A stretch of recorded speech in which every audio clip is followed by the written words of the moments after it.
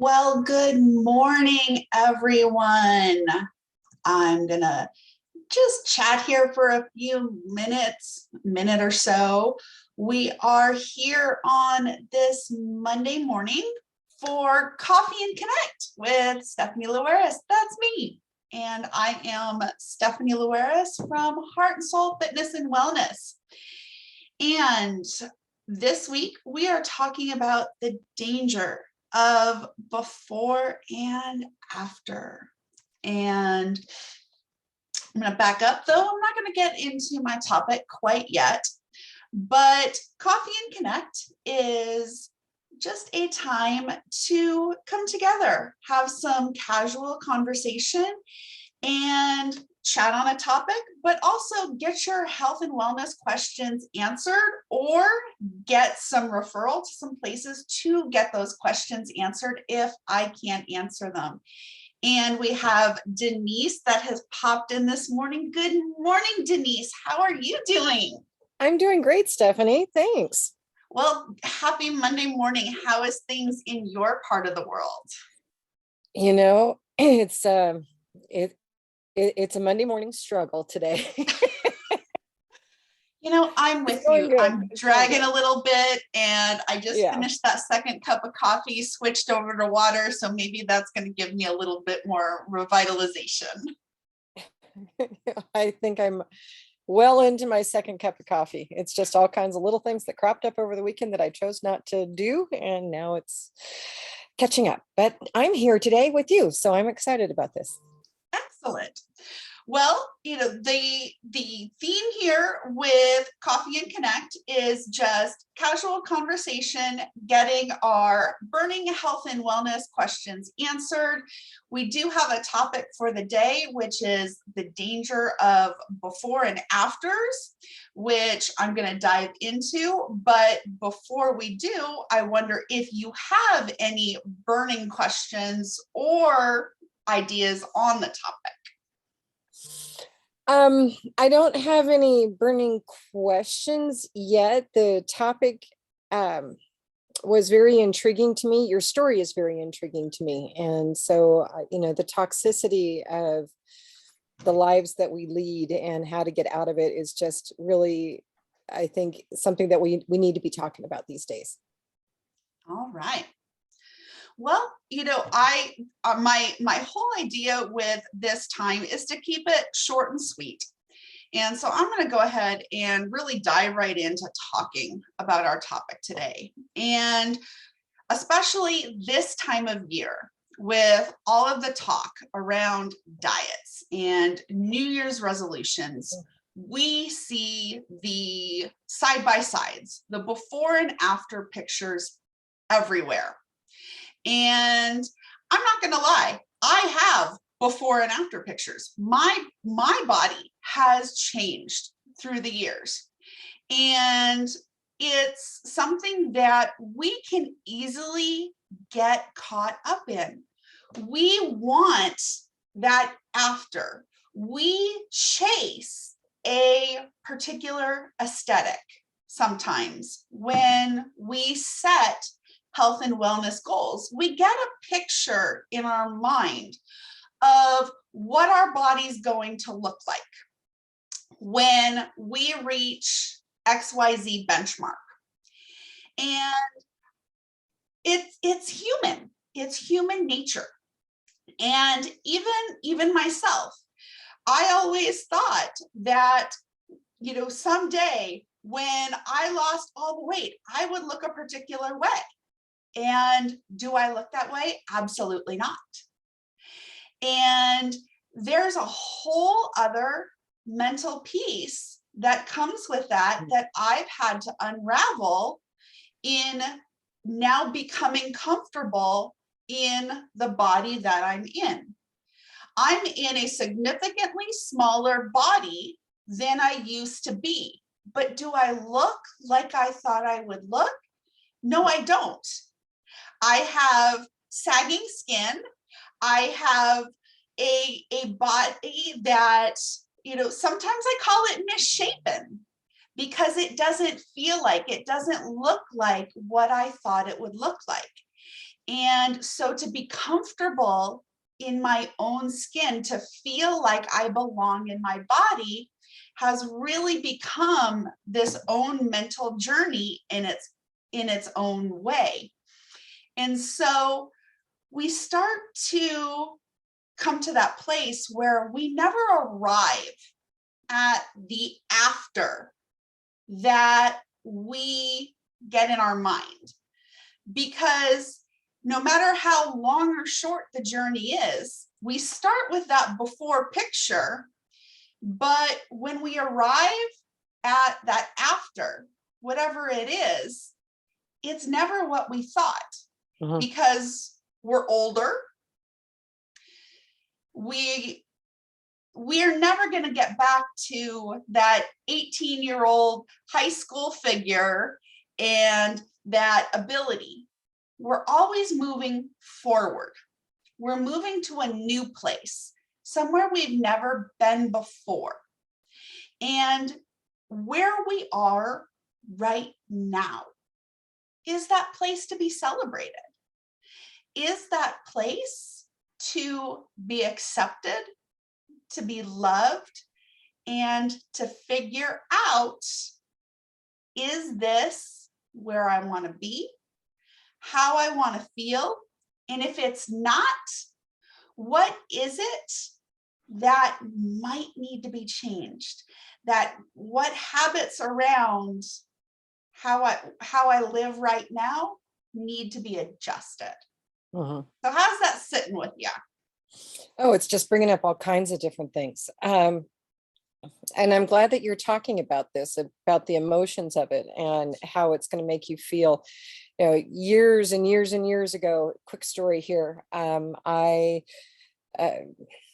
first husband was needling me about my weight, and I jumped from weight loss program to weight loss program, and I ultimately lost most of it through one that is still around, and it's still on TV and everything. And I remember their sales pitch included this computer manipulation of you today, and here's what you're going to look like when you're skinny.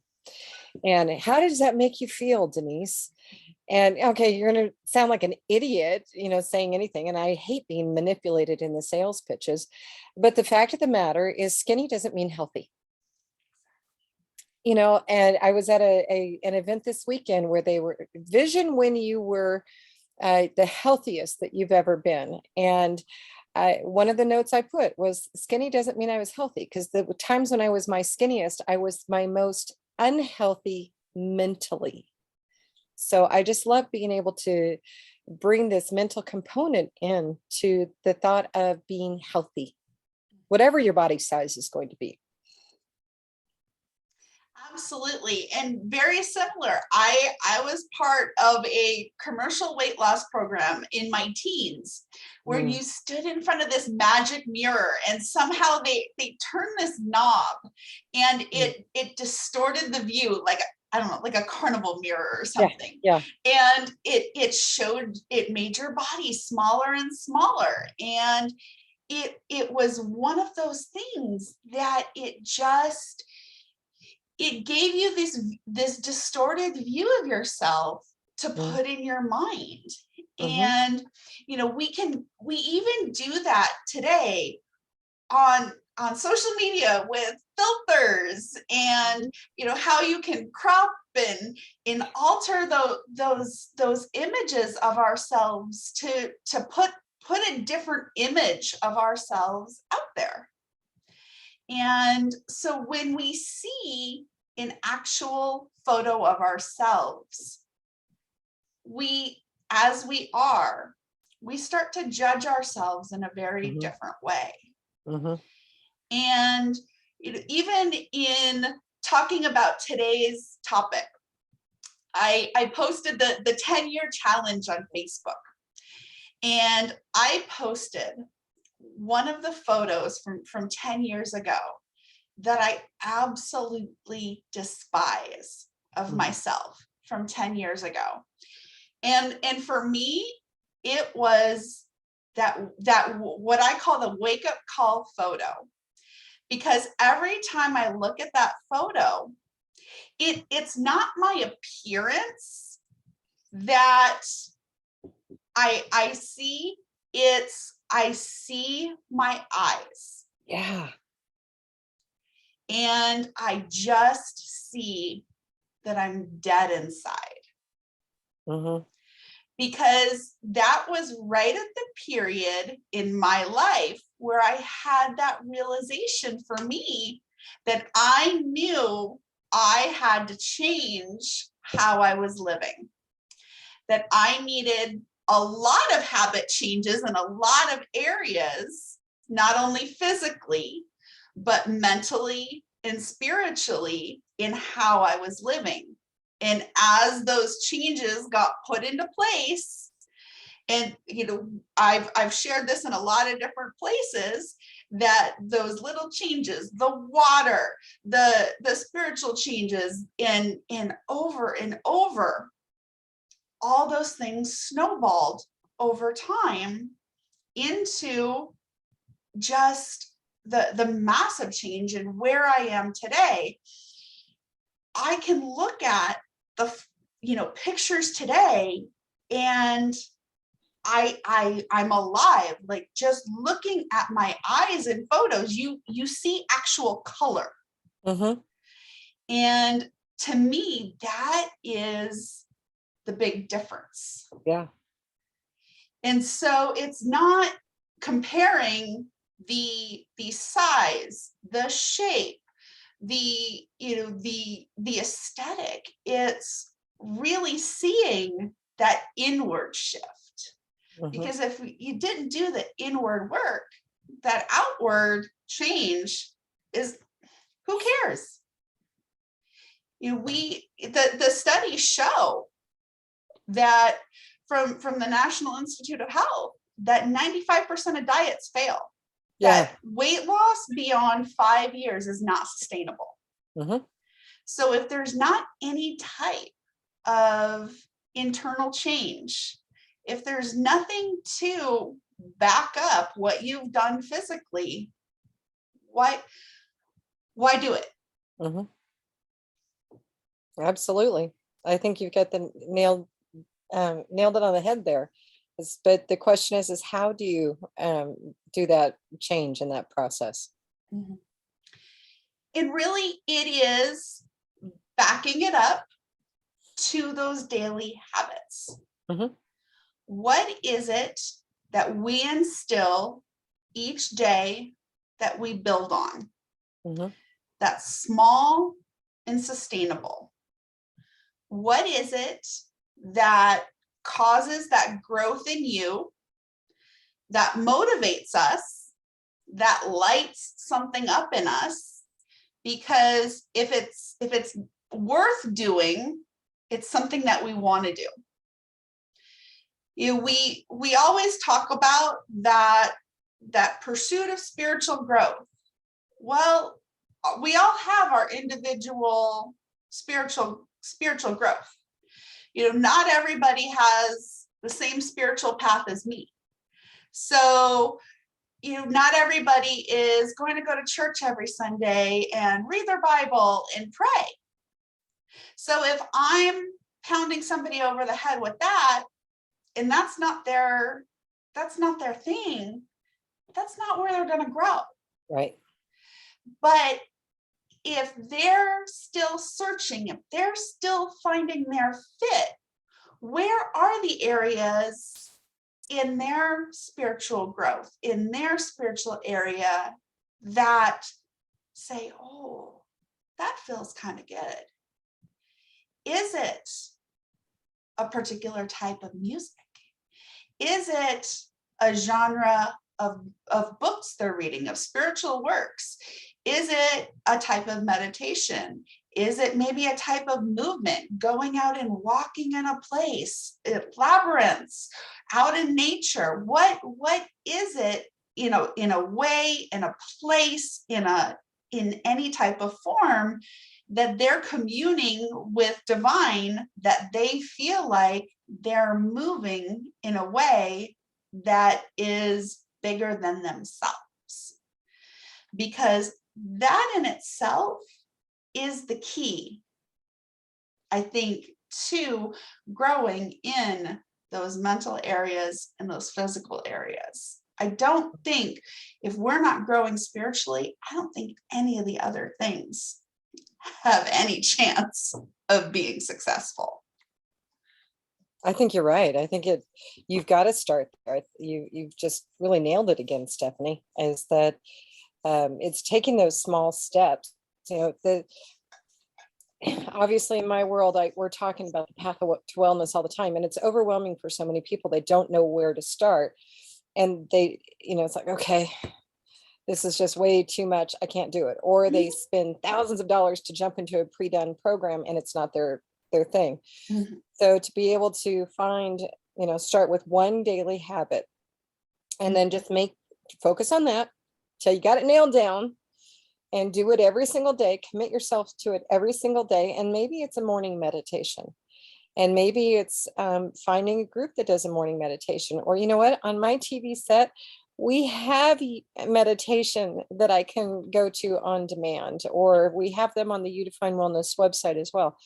But, if you don't know where to start, that's where you start, is who's going to help you? What resources do you have for that one little thing? Master it. And then you can go on to the next thing. Exactly. And that is the one thing that I tell clients anytime that I start with someone new, because the first conversation is always overwhelming. Yeah. You've just poured everything out, and your emotional vibration is just through the roof because you've just dumped a history of everything at me. And the question is always, what is the one thing that you're going to do this week? Mm-hmm. And it's usually the smallest possible thing. It's you're going to put the shoes by the door, or put the clothes on, or fill up the water cup. It is the one smallest activity.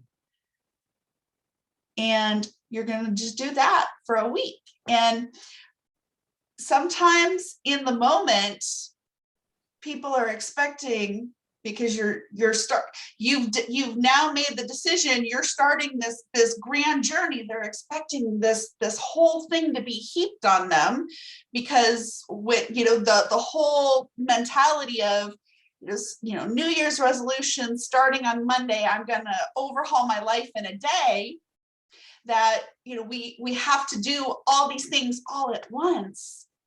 So people get taken aback when they're like, okay, so just for a week, that's all I'm gonna do. It's uncomfortable that this is all I'm gonna do. Yes, that's all you're gonna do. Because in hindsight, when we start to look at all of these one things that stack up and snowball over and over and over again, you get from where you started to where you are right now. Because where we are right now is exactly where we're supposed to be. It's not about the after. It's not about that perfect body, that perfect aesthetic. Where we are is exactly where we're supposed to be. Absolutely. So, well, any other thoughts today?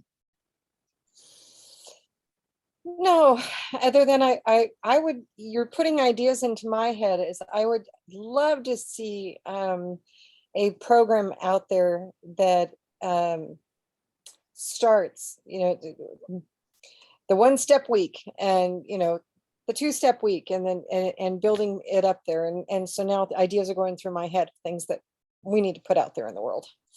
Well, funny you mentioned that, because my e-learning course that will be launched later this month on the Unified Wellness Network, Movement, Mindset, and Menu for Momentum Towards Your Goals, very much encompasses Yay. this idea. Awesome. So we'll be definitely having some more information coming on this. But like I said, we are keeping this program, Coffee and Connect, just nice and short on Mondays, just coming together, talking about our topic. So Denise, I'm so happy that you came and popped in for this conversation this week. And we will be back next week, same time, same station. I'm still deciding on what our topics are, but we'll be posting that around social media. So we will see what's on tap for next week. Awesome. Thanks, Denise.